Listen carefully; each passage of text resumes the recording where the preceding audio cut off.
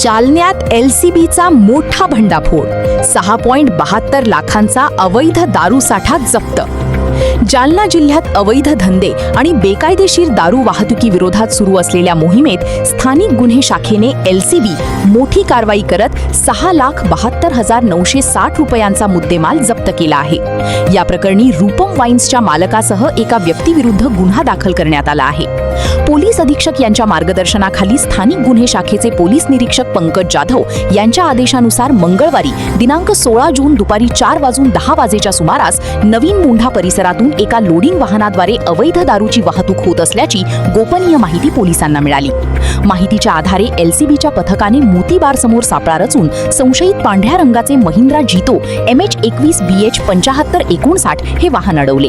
वाहनाची तपासणी केली असता त्यामध्ये विविध ब्रँडची विदेशी व देशी दारू आढळून आली.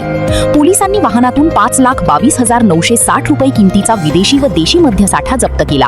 तसेच वाहतुकीसाठी वापरण्यात आलेले वाहनही ताब्यात घेतले. वाहनासह एकूण 6,72,960 रुपयांचा मुद्देमाल जप्त करण्यात आला आहे. या प्रकरणी संबंधित आरोपींविरुद्ध महाराष्ट्र दारूबंदी कायद्यान्वये गुन्हा दाखल करण्यात आला असून पुढील तपास सुरू आहे. जिल्ह्यात अवैध दारू विक्री व वाहतुकीविरोधात अशाच धडक कारवाया सुरू राहणार असल्याचा इशारा पोलिसांनी दिला आहे.